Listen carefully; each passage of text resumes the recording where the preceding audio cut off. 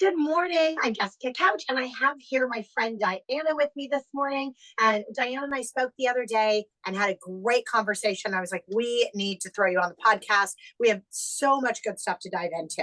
So, can you tell us a little bit about yourself and your business and what you do?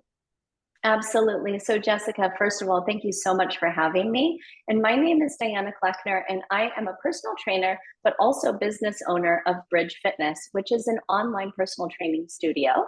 I'm a certified pain-free performance specialist, so I'm a coach. And I do virtual prescriptive exercise programs. And so what that means is I help people wherever they are with the needs that they have, and more importantly, the goals they have, right here from my home setting, in their home setting or their gym setting, wherever they want to be moving. And I construct programs for them to help them move their and feel their best so that they gain access to any part of life that they're wanting to be able to explore.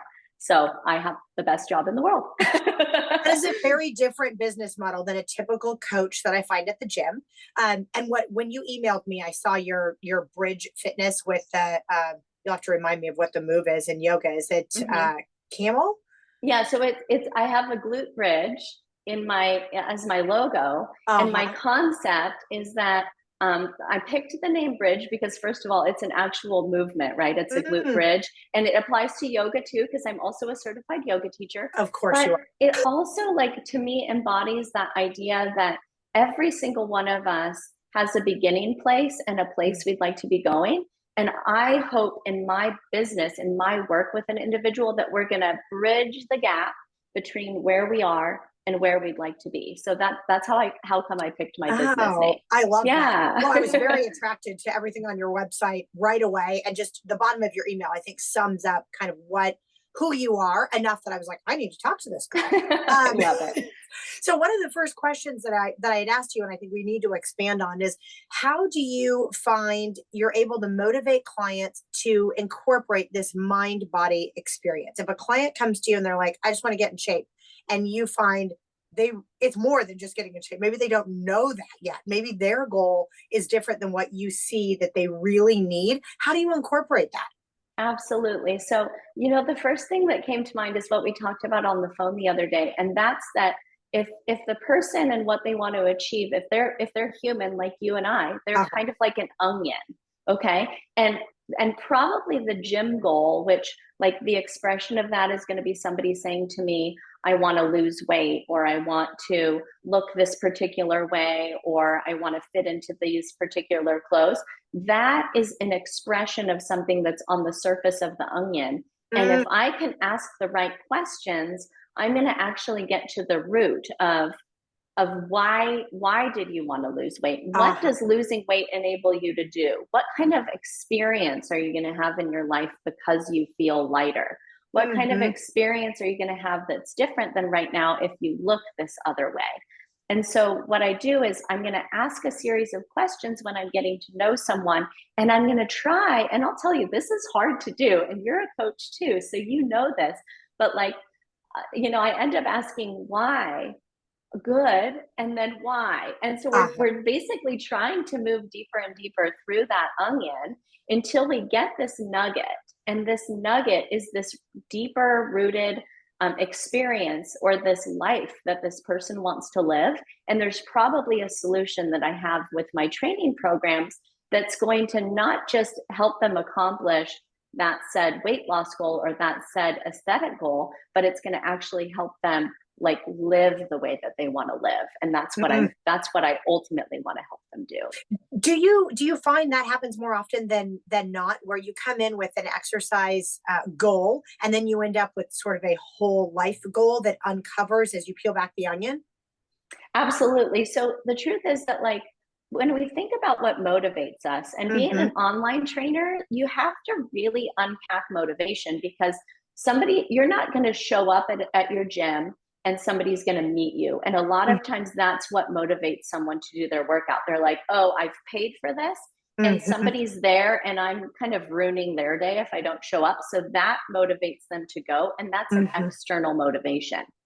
When I'm doing my discovery calls, which is kind of my initial experience that I have with my clients as I'm getting to know them, I want to unpack the onion enough that whatever that root middle layer is in the onion, their why behind the what they're going to be Mhm. doing, then they're intrinsically motivated to achieve their goal. So I'm going to prescribe their workout. They don't have a set time that they're meeting me, but Ah, I've tied enough into their deep why that they feel motivated to do that workout program consistently enough that they're going to actually achieve that goal. I love that. So one of the things we talked about, because we met at a business network, I do a lot of chamber. I love the chamber. I can't say enough about chamber and really getting involved in your community. And the group was it was speed dating style, which I thought was so fun. So you got to meet everybody in 2-minute increments. And that was one of the questions I had asked you. How do you apply this mind body awareness when you're out meeting business contacts and networking? How do you know if it's a good fit? How do you keep that spirit alive while you're out meeting people and not, I guess, meeting people just in this business light that don't align with your mind and body, or you don't align in all these other ways? How do you do that with business networking? Absolutely. So business networking is it's so phenomenal, but I think it has to do with our mindset of how we're coming into it. So the Mm, number one thing that I think about with networking is that I want to foster a healthy community. And that means when I'm coming to a networking event, I'm not only thinking, how can these people lift me up? But I need to be thinking around, how can I lift them up? Right. mm, And so good. so, like, literally, I'm like the forklift lady. I'm like, how can we all be like lifting each other? Okay. So, because the opposite of that is just our life sinking, Mhm. sinking down into a pit.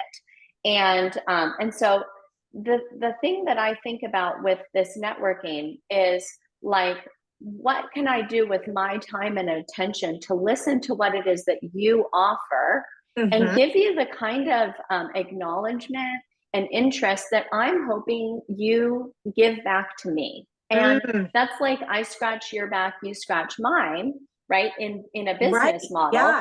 And I have a great experience of this past weekend.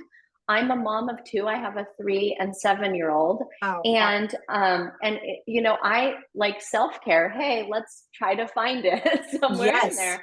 And so I met a masseuse at the networking event that you just shared about, the speed networking, and I need a massage. But I also know that probably if I have had a massage and I can speak to that massage with all of my clients who live locally, then Mhm. now I have a person that I can refer. And Mhm. then probably she's going to be working on people, and there's going to actually be an exercise prescription solution for them. And now she's met and connected with me, and I've scratched her back, Mhm. right? And now she can scratch mine. And Mhm. so here I go. I'm like end of the day Friday, let's get on the Yeah. books for Saturday. And I went and treated myself to a massage. And Oh, it no. was a wonderful experience. And I don't have to get tethered to the idea that she's going to refer to me if I can already believe that I received the benefit of the connection with her, because I did, right? I got a Mhm. massage. Yeah. And now I have this wonderful relationship with her where I'm now able to refer out, and I'm Mhm. also able to treat myself to her product, time and time again as I move forward into the future. So I really like that forklift concept of like, we're in community, we're coming Mhm. off of a ladder of hierarchy of like, you're a specialist in this, I'm a specialist in this, and we're putting ourselves on rungs that are Mhm. higher and lower than one another. Instead, I'm going to come down into the circle. We're all equals. We all have a shared goal of Mhm. being supported and giving support, right? And then when we all come down to that equal playing field at those networking types of events, we're able to go ahead and cruise forward, supporting each other and being Mhm. supported by others. I So, I love that. I feels mean, good. not scripted, but I firmly, firmly believe from the time I've been in business for myself, which has been most of my adult life, my goal has been to send out 4 referrals a week to other businesses. And I think living within that abundant mindset, I know, I'm like, I go back to this all the time. It's biblical, like it comes back tenfold. So I don't need to worry about if I send Diana a referral, Diana's sending a referral back. I need to worry about sending out 4 referrals a week to my business partners that I love and I want to support and I want to help. And I wanted the forklift is the first time I've heard this when you mentioned it, but I love that idea. And if I'm sending it out, universally, it comes back.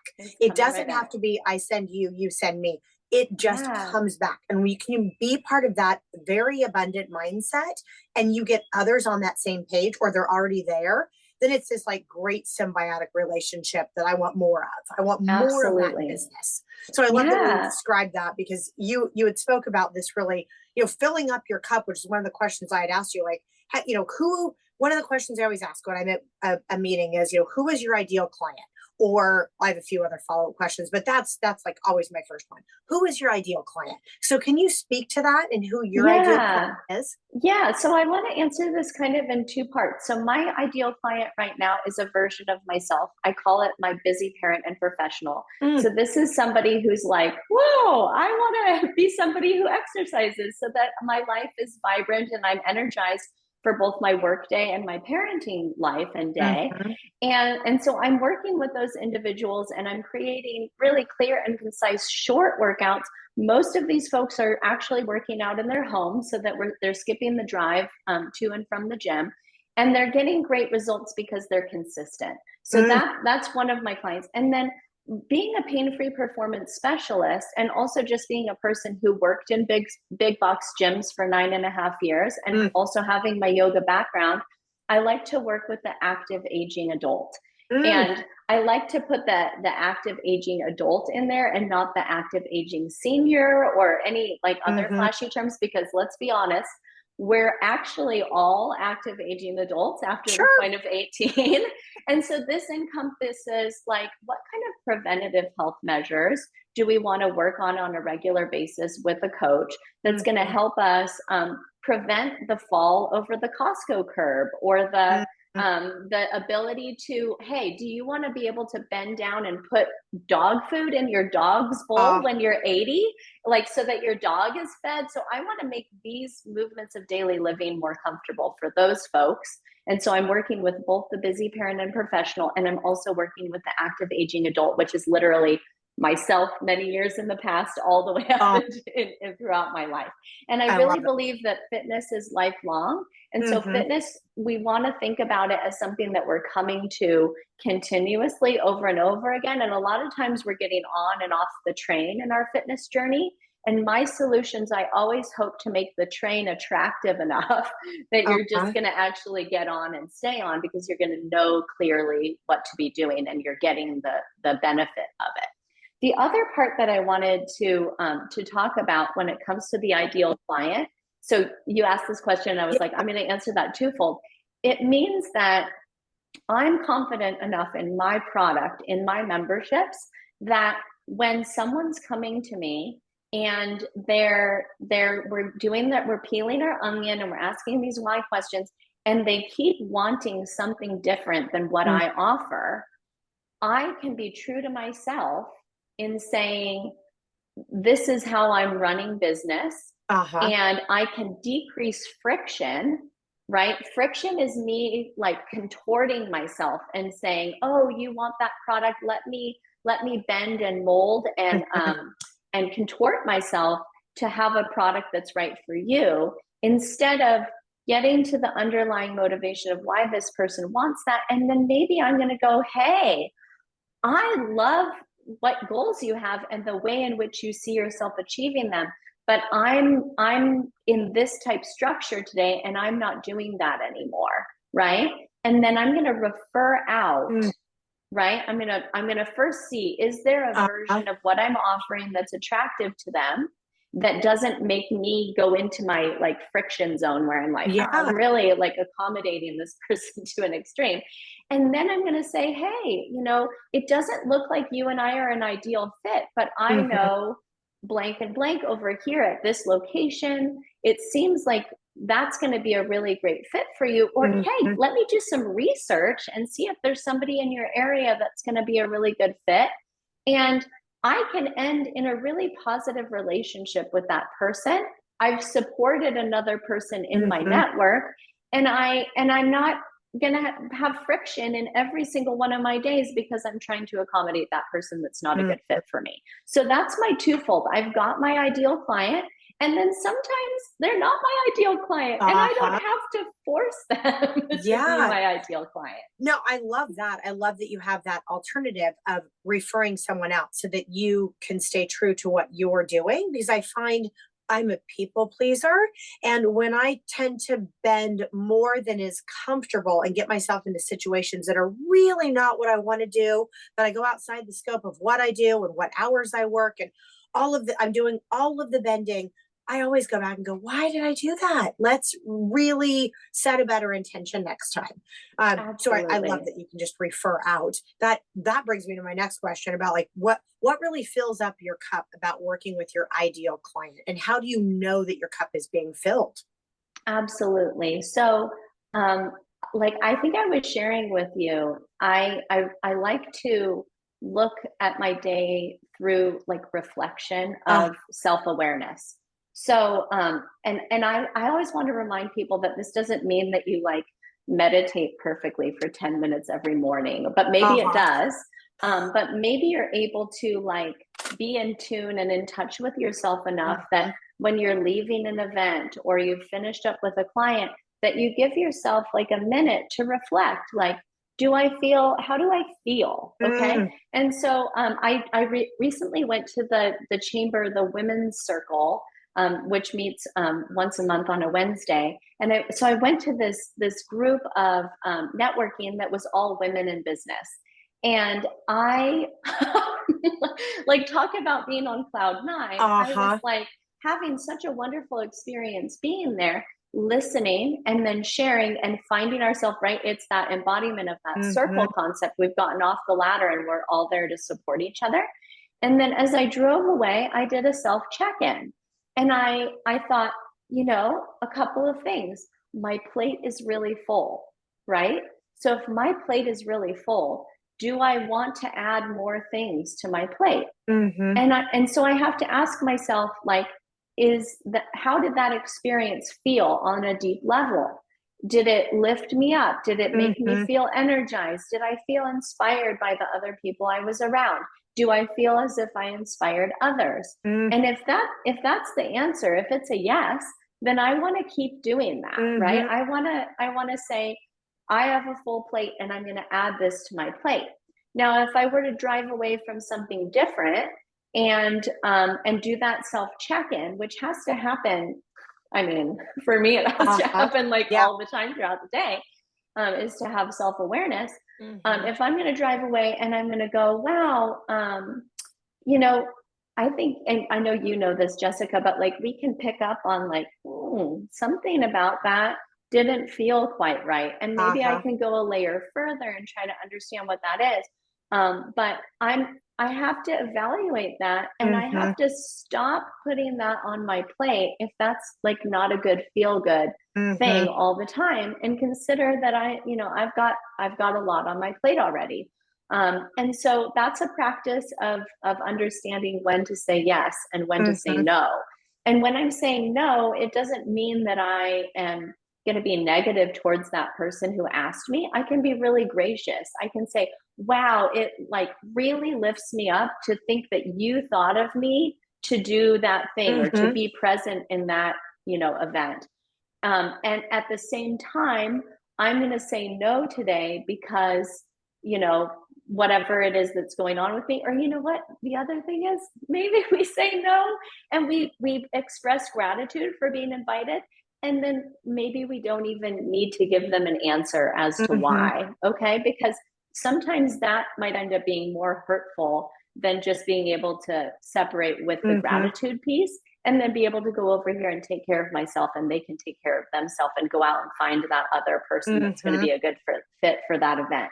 So yes, I think that how I fill up my cup is I'm gonna work on being true to what my offerings are, and I'm gonna work with my ideal client. That's gonna be one of the things. I'm gonna have less Hmm. friction because I'm not trying to personally contort. And then I'm going to also check in with myself on a very regular basis and make sure that all the things that I'm putting into my day are filling me up in enough ways that I want to continue to say yes to them. So what I heard was three things. Like, do I feel energized? Was I inspired? And was I able to inspire somebody else? So I think just since we talked about this, I have really taken a look at, I do like 10 events a week. I am at event after event after event after event. I'm at morning, I'm at coffee stuff, I'm at lunches, and I'm at evening stuff. And I really took a look at that after our conversation and thought, these morning things really fill me up. Everyone's drinking coffee. They're ready to rock and roll. These are my people. The lunch things, not quite as much. The after dinner, let's get together at the watering hole bar. Those are not my events. They are not my events. And I don't even need to give you the reasons why they're not. I don't meet the people that inspire me. I don't meet the people that are really doing business. I meet a lot of big talkers.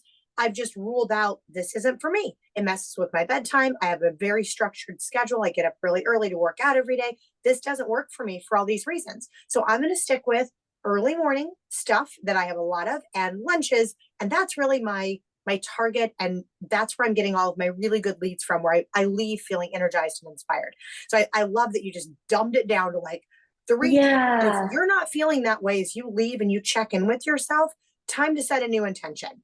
But I don't think we give ourselves that permission in business. I haven't met another person like yourself from a networking event that's dumbed it down like that and given permission to shy away from events that are not your highest and best and not filling up with that. So I love that. Yeah. I think we need more of that. I absolutely love your takeaways. And I also just want to say I'm really proud of you for like putting it through the filter and like realizing that those things, you had some great self-awareness and realizing that. And I also want to say that like the people going to the evening events who are like, that's their deal. Like, we don't have to say like, that's bad, right? No, we it's can just say, oh, that works well for you. Sure. And once again, thank you for thinking of me. That really makes me feel good that you saw me as being a valuable person at that event. And then be glad for them that they're going to mix and mingle in that way and that you don't need to be a part of it. So then they still appreciate their relationship with you because you've been grateful to them for the extension of the invite. And you know, the other thing we can do is we can say to them, hey, this doesn't work for me this time, but I hope you can hear a couple of no's from me and still know that I want to be invited. And this is like such a big deal because we're not closing a door. We're just saying like, I'm doing a little bit of, I'm doing a little bit more self-care. I'm being a little bit more aware of my energy, but I don't want you to think of me as like somebody that went and hid in a cave. I want you to think of me when something's really special and you know that I might connect really well with that. I still want you to pick up the phone. And I hope that you know, still do think of me and appreciate that I'm taking this time to kind of recalibrate and see what's working for me, so that we're just like keeping robust relationships in all those different meeting areas and not closing any doors, because in business we really don't want to close doors. No. Which leads me to I feel like we've covered some of this, but speak to walking through like a type A that comes in looking for just finding some balance and exercise routine, and how you incorporate that into this mind, body, spiritual experience for them. Yeah. So you asked me this question the other day on the phone and I just love it. And it's like our type A person comes in and they need a little encouragement, but we can't like shove all of this down their throat. We have to spoon feed it to them a little bit. So here's what I do. When I've got that like avid kind of over exerciser, and I have a few of them, I'm going to put right into their coaching.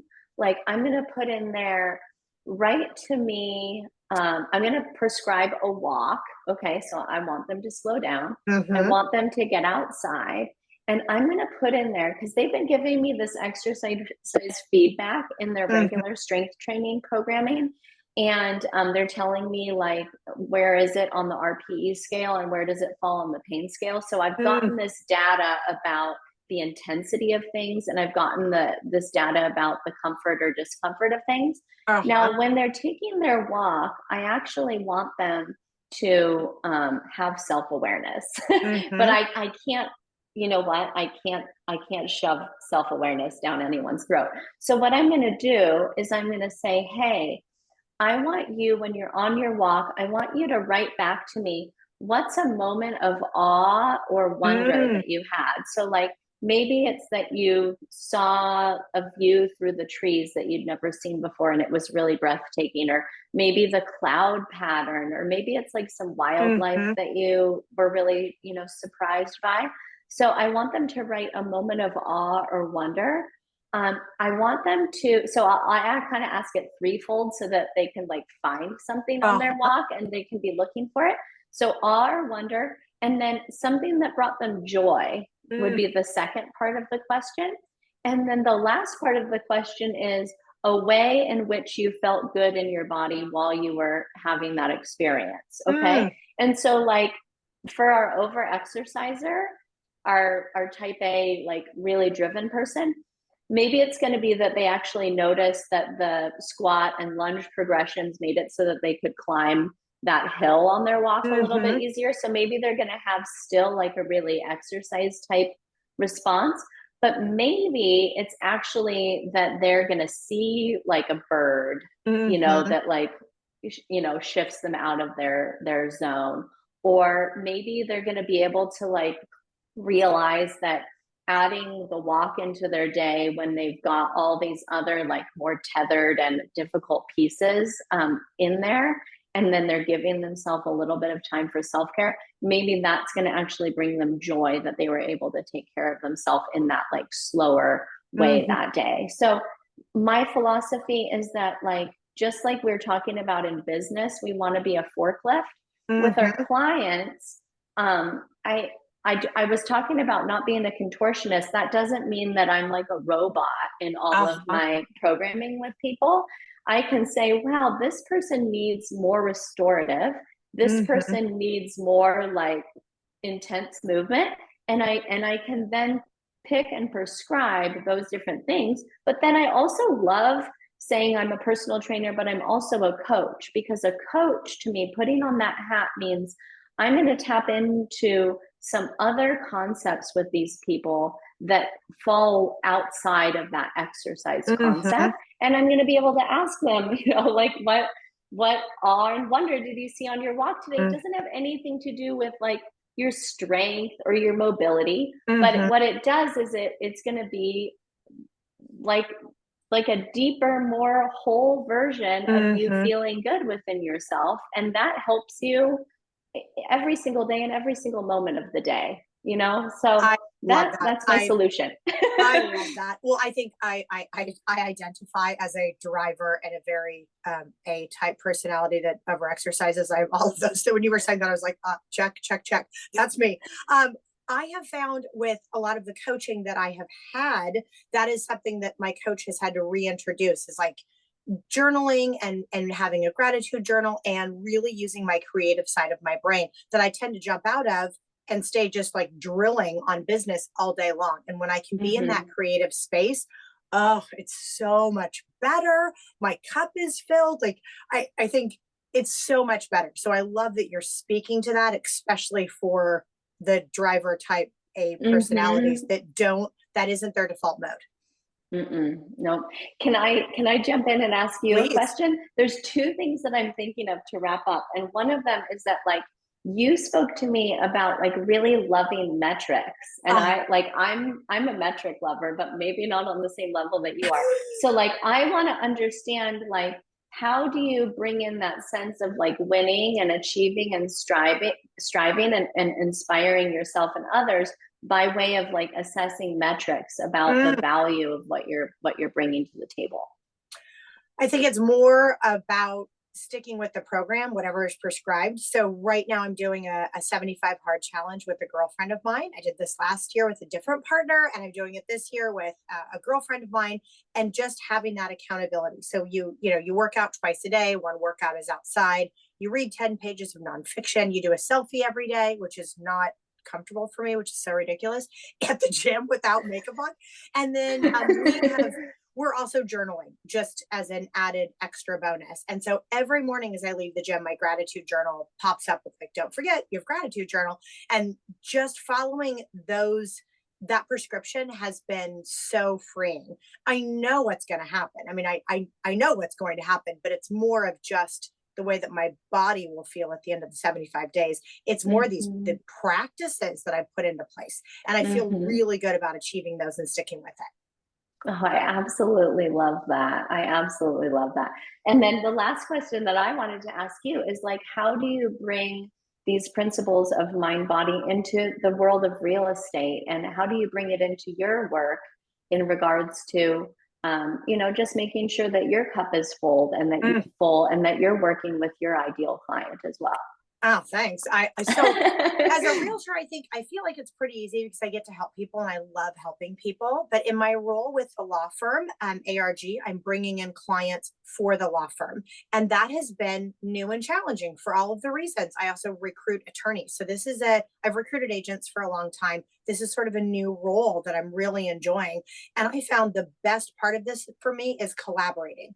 So I've had to find new reasons and new questions to find out, well, what struggles are you going through right now? What holes in your business? What problems are you having with your clients? As for my realtor friends, what problems are you having as an apartment manager? And then finding a way that we can collaborate on that and they could use our law firm and I can give something back. I'm always, always, always looking for the give back. And when I can come in and say, hey, here's a way I can help you and here's what I can give you back, that's what I'm always looking for. And that's like that fills up my cup when I'm able to collaborate and do something for somebody else. I'm not just asking for the referral. I'm looking for a way to build their business or plug the hole in their boat. We all have them in our business. We all have them. So I think it's been finding better questions to ask. And I loved your idea with the forklift. I'm like, if you could speak to that before we get off, because I feel very strongly. I do a lot with women's groups. I have a great and supportive, amazing group of women around me. And I think as women, we are more apt to have that. But when it comes out to the business world, incorporating this forklift idea of what you're doing that like inspires you and lifts you up when you're able to go do that for somebody else. Can you speak to that? Absolutely. So this happened after that networking event that we both went to, but I reached out to everybody that we did speed networking with, and you got that email, but somebody else got that email too. And they had it like you already forklifted me because you're having me on your podcast today.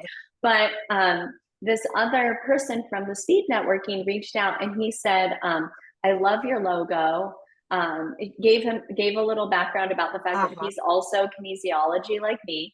And then he said, I went over to your Google, I Google searched you and I saw that you've got 5-star reviews and I just love that. What are ways that you go about engaging with your clients to get more reviews on Google? That's a good question. And I was like, whoa, how cool, because you know what? This person reminded me that I haven't put out a blast to get some more reviews lately. But then he went above and beyond and I told him, I'll occasionally put the link into my newsletter that I send out monthly. And he goes, let me show you the way that I like to ask people for a Google review. And he sent me his script. And he was just straight forklifting because you know what? He didn't need to do that. But him and I, we've created a valuable connection. I've scratched his back. I've actually referred him to my HOA to see if he can handle the care of our pool, which gets a lot of high traffic. And then he's gotten this referral from me, and then he's giving me this script of how he's going to generate more quality Google reviews. So it's like there's so many different expressions of how we can lift up the other person. And you were so spot on earlier when you said that you have to untether yourself from the expectation that you forklifting someone else is going to mean that they're going to come in and forklift you. But how the universe works, right? With like these polarities of things, that your positive output is going to lead to a positive benefit for yourself because we can just we can just kind of rely on that, Yeah, right? yeah. No, I love that. Yeah, I love that. yeah, When we were talking about that the other day on the phone, I was asking you what you do to lift people up, especially in business, because I feel yeah. like that is not something we talk about often enough. I've got a few things of my own that I love doing, but tell me what yours are. Yeah, so absolutely. So you shared with me that you send out these handwritten thank you cards I every do a week, and lot of I was so inspired by that. That's a forklift in itself. I just so this weekend, as I already told you, I had this massage, and I Mhm, also had the opportunity to go get my hair cut. And it's like um I share with the other person like ways that I'm feeling inspired in business. So that's wonderful because we're mhm, having a conversation. That's a business person doing hair. And then I let her know that I want to hop on and give her a review. mhm. And I can't tell you because when you're getting your haircut, you can see your face in the mirror Uh-huh. and you can see theirs. And like her her face when I let her know that I was going to do that gesture. And then I went above and beyond and said, I'm also talking to people about how you do those essential oils and you give me that Mhm. scalp massage before we begin the haircut.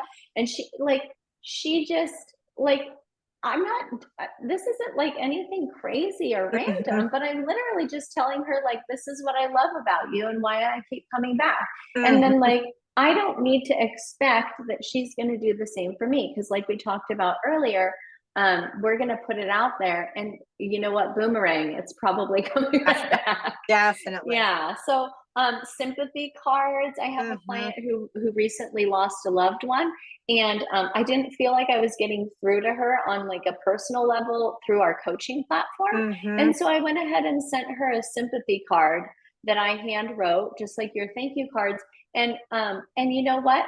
Whatever I like that, you know what? That felt so good for me Uh-huh. that it's great that it's going to feel really good for her when she receives it. But mostly it just felt really good for me to be able to write that to her. So, I yeah. love that. Yeah, I was out. I'm always out business to business, and I had gone through a bunch of businesses. I left all my information, left flyers, and what we can do, how we can collaborate, etc. And one of the guys got back to me, and I sent him a handwritten note and said, "Thanks so much for following up. I'd love to meet with you." So we met for coffee. It ended up being on Valentine's Day, and Valentine's Day, I brought around Valentines for all of the grown-ups, and I was with probably 30 people. So I had bags of candy and caramel corn tied to balloons, and the adults were like, "Oh my gosh!" It was third grade all over again. Everyone was I love so it. excited, and I thought that I want to incorporate that exactly into every single month because the like awe that I received, and this guy became a client immediately. He was like, "I am so impressed with everything you're doing. How can we work together?" I'm like, if all my meetings went like that, made you leave like jazz, right? Like, wow, this guy was so impressed with like what we can do and how we can work together in the collaborations. How many more meetings would start off that way if they first knew my nature and my heart? They had a handwritten Mm-hmm. note. They knew that Mm-hmm. I really wanted to work with them. I showed up with a, $2 bag that like everyone was so impressed with. So I want Mm-hmm. to find more ways to do that again and again. And when you spoke to the filling up your cup and feeling inspired, I was like, man, I need more of that. But it's I that check love it. in to know if you're really getting it that I don't Mm-hmm. think in business I do often enough. I do when I finish Mm-hmm. yoga. I know exactly Yep. how I feel, but I don't do Yeah. that same awareness as I leave a business meeting or a networking meeting. So I love that you brought that up because I think this is great business advice that we need to Yeah. incorporate into everything we're doing as business professionals. Yeah, yes, beautiful. Well, thank you so much for having me on today. It's been an absolute joy, Absolutely. and it's been completely forklift both ways Oh, because I same. feel so inspired and lifted up by what you've said today, too. I Thank you love so it. much. Absolutely. Okay. I can't wait to do this again. Okay, thank you so much for having me, Jessica. I'll see you You too. soon. Thanks for sharing all of your good nuggets and all of your time. I appreciate you. Talk to you soon. Thank you.